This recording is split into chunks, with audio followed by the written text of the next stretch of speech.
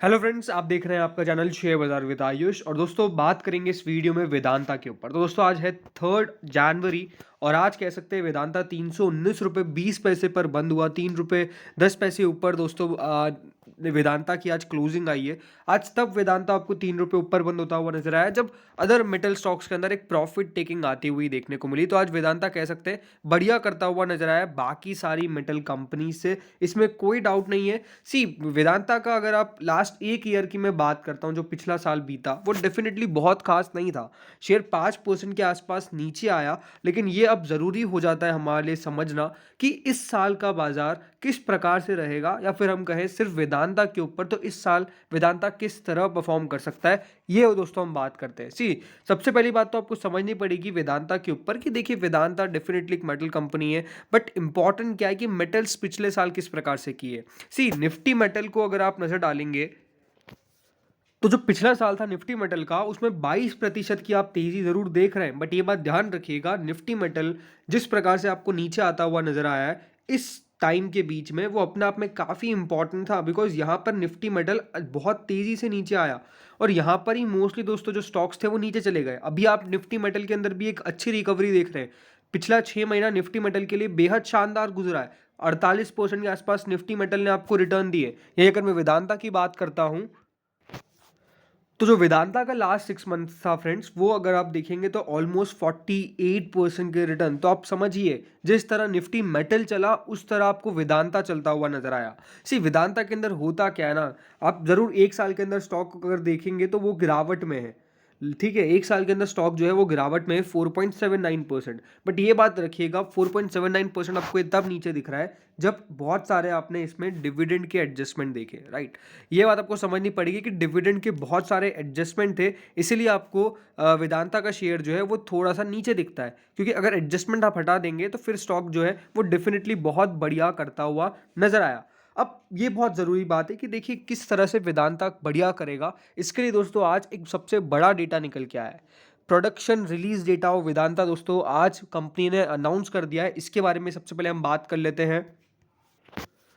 So friends ये देख लीजिए, January 3, 2023 और वेदांता ने अपना डेटा शो कर दिया है। किसका? प्रोडक्शन रिलीज का डेटा निकल के आ चुका है। और अब इसको समझिए, ये बहुत ज़रूरी है समझना अगर आप वेदांता के शेयर होल्डर है तो, या फिर कहूँ मैं सारी मेटल कंपनीज को आप इससे आकलन कर सकते हैं। ठीक है, सो साफ साफ सबसे पहली बात तो अगर हम बात करते हैं production release for the third quarter, तो ये ज़रूर ध्यान रखिएगा ये Q3 के लिए, जो अभी कंपनी के थर्ड क्वार्टर के नंबर्स निकल के आएंगे उसके लिए भी बेहद ज़रूरी है।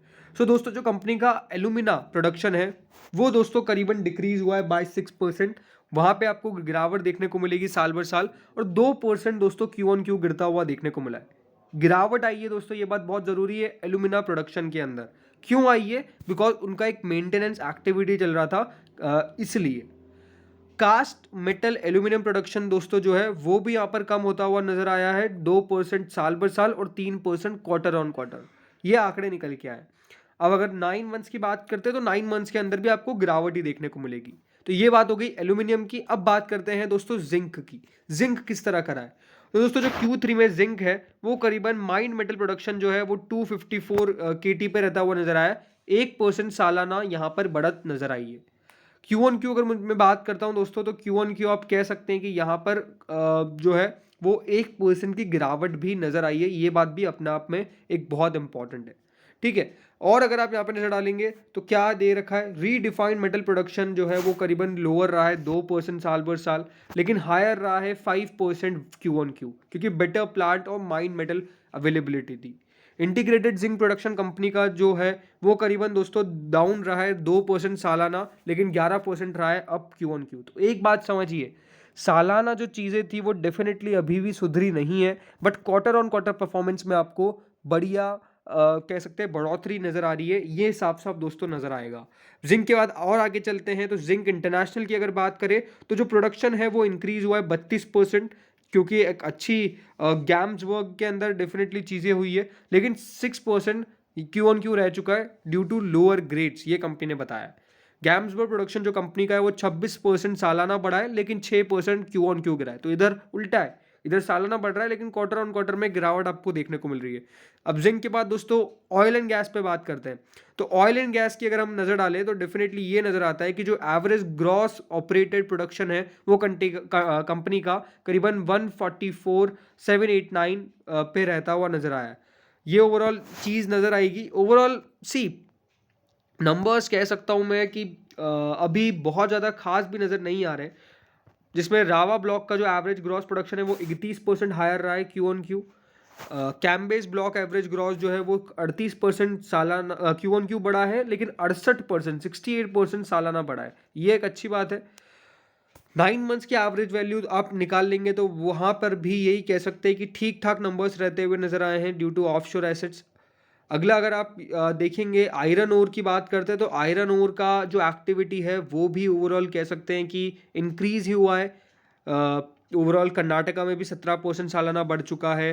पिग आयरन प्रोडक्शन भी आप कह सकते हैं 66% के आसपास का इंक्रीज दिखाता है। तो नंबर्स बेसिकली क्या हो रहा है दोस्तों, Q3 के अंदर कंपनी के कई जगह सुधर रहे हैं, कई जगह अभी भी थोड़ी सी दिक्कतें हैं, बट ओवरऑल Q3 के आंकड़ों को कोई बुरा नहीं कह सकता है। ये बात आपको समझनी पड़ेगी। तो ये अच्छे आंकड़े आ रहे हैं, बट अगेन ये नंबर्स और कब सुधरेंगे, ये दोस्तों आंकड़े और जब सुधरेंगे जब चाइना के अंदर फिर से रीओपनिंग फुल फ्लेज होगी। ये बात ध्यान रखिएगा। चाइना एक बहुत इंपॉर्टेंट फैक्टर है मेटल्स के लिए, और चाइना के अंदर दोस्तों अगर रीओपनिंग फुल फ्लेज होती है तब जाके आप कह सकते हैं कि हाँ यहाँ पर जो मेटल कंपनीज है वो बहुत बेहतर करेगी। तो ये चीज़ बहुत इंपॉर्टेंट है। अनडाउटेडली मेटल्स बहुत बढ़िया करे हैं लास्ट 6 महीनों के अंदर, बट और भी आगे सुधरता हुआ नजर आएगा। और ये माना जा रहा है दोस्तों दिग्गजों के द्वारा कि इस साल चाइना के अंदर आपको एक्टिविटी जो है वो रिज्यूम होती हुई नजर आ जाएगी from the very first quarter of the next year. तो ये बात ध्यान रखिएगा कि इस साल के जो FY23-24 की हम बात करते हैं तो फर्स्ट क्वार्टर से वहाँ पे रीओपन होता हुआ नजर आएगा। मतलब अभी भी देखिए रीओपन तो वो 8 जनवरी से भी अगर आप देखेंगे तो ग्लोबल कंट्रीज ने भी कर दिया चाइना के लिए, बट ये बात बहुत इंपॉर्टेंट है कि अभी भी केसेस वहाँ पर चल रहे हैं, आ रहे हैं। ये माना जा रहा है कि जनवरी के अंदर ही पीक आ जाएगा। तो अगर पीक आ जाता है तो इकोनॉमिक एक्टिविटीज़ किस तरह से रोबस्ट होती है वो बहुत इंपॉर्टेंट होने वाला है देखना मेटल्स के लिए। अब दोस्तों बात करें वेदांता के डिविडेंड के ऊपर, तो एडेलवाइस की रिपोर्ट आई थी और उन्होंने कहा था कि वेदांता जो है वो हाई डिविडेंड पे आउट अभी भी कंटिन्यू रखेगा। सी एक बात ध्यान रखिएगा, वेदांता का Q3 का डिविडेंड तो आ चुका है, राइट। कंपनी ने अभी तक 3 डिविडेंड अनाउंस कर दिए, फर्स्ट क्वार्टर में, सेकंड क्वार्टर में, थर्ड क्वार्टर में। तो कंपनी ने 3 इंटरिम डिविडेंड्स अभी तक पेश कर दिए हैं। तो ये बात ध्यान रखिएगा कि अब अगर आता है तो वो फाइनल डिविडेंड ही आएगा। फाइनल डिविडेंड के साथ अगर कंपनी कोई स्पेशल डिविडेंड अनाउंस कर दे तो बात अलग है, लेकिन अब दोस्तों 4 क्वार्टर्स में आप 4 बार डिविडेंड दे सकते हैं। तो कंपनी ने 3 बार तो डिविडेंड पेश कर दिया है। 3 इंटरिम डिविडेंड्स दोस्तों कंपनी की तरफ दे दिए गए, और वो थर्ड इंटरिम डिविडेंड का जो डेट था फाइनल पेमेंट का वो 22/12 यानी दोस्तों दिसंबर की 22 तारीख को आपके पास डिविडेंड का पैसा आ चुका होगा।